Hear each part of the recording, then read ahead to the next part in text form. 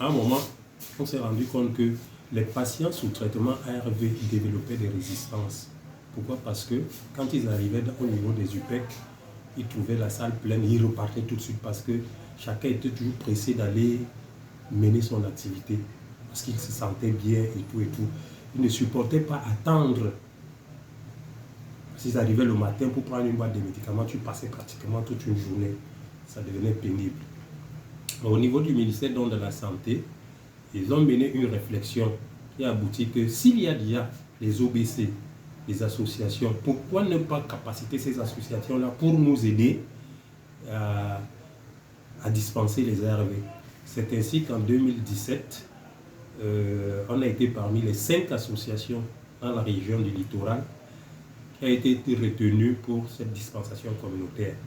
Donc en novembre 2017, la première boîte d'ARV sortait dans l'association APSUPES.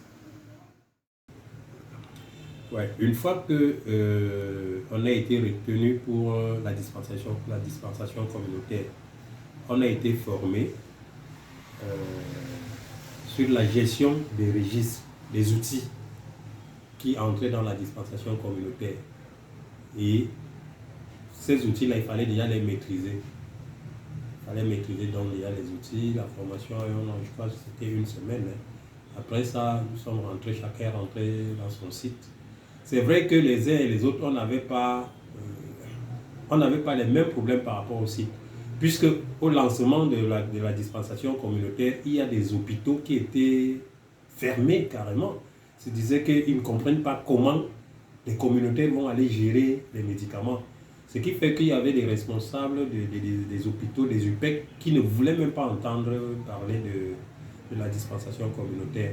Il a fallu que le ministre de la Santé et le secrétaire permanent du Comité national de lutte contre le sida descendent sur le terrain, sensibiliser encore ces responsables des hôpitaux-là que non, c'est une activité reconnue officiellement par le gouvernement, par l'État du Cameroun.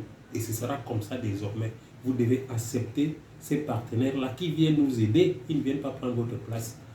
Donc c'est comme ça, du fil à aiguille, que l'activité s'est implantée et pratiquement sur toute l'étendue du territoire camerounais, la dispensation communautaire se déroule très bien. Les patients qui remplissaient donc ces conditions-là, à savoir charge virale indétectable, et puis patient stable, ça veut dire qu'un patient qui ne présentait plus des problèmes cliniques qui étaient liés à l'infection VIH. En accord avec la major, le patient signait une fiche de consentement que, ok, moi désormais je préfère aller prendre mes médicaments en communauté. La major signait, moi aussi j'ai signé, le patient signait, et c'est comme ça que j'ai recruté donc ces patients-là. Ce qui fait qu'aujourd'hui, notre file active tire vers les 300. Donc c'est ainsi que le CNLS nous a donné des registres. Le CNLS nous a donné des registres. La dispensation de tous les jours, je les enregistre sur des fiches comme ça, que j'envoie au forum de l'hôpital pour que les mêmes patients que j'ai reçus aujourd'hui, qu'on les enregistre directement à l'hôpital. Donc, et chaque fin du mois, nous avons des réunions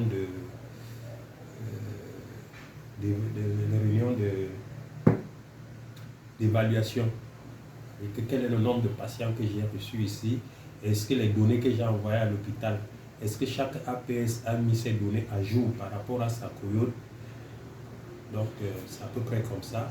Et depuis que nous avons lancé ça, je me rends compte que ça marche très bien parce que même les week-ends, moi je dis aux patients, vous avez la chance qu'en communauté, même les week-ends, parce que j'ai toujours dit vendredi, appelez-moi tous ceux qui n'ont pas le temps en semaine. Vous m'appelez le week-end, on se retrouve ici à 10h.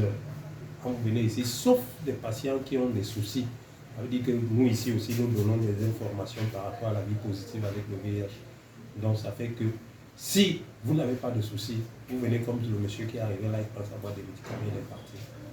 Et c'est parce qu'il nous a trouvé avec Axel de travailler que, en principe, je devais prendre des paramètres et dit ça va, est-ce que vous avez des soucis? Généralement, ils disent toujours bon, non, ça va. Ils prennent leurs médicaments, ils repartent. L'avantage que les patients ont en venant à la communauté. Donc voilà d'abord en gros le but et l'objectif de la dispensation communautaire.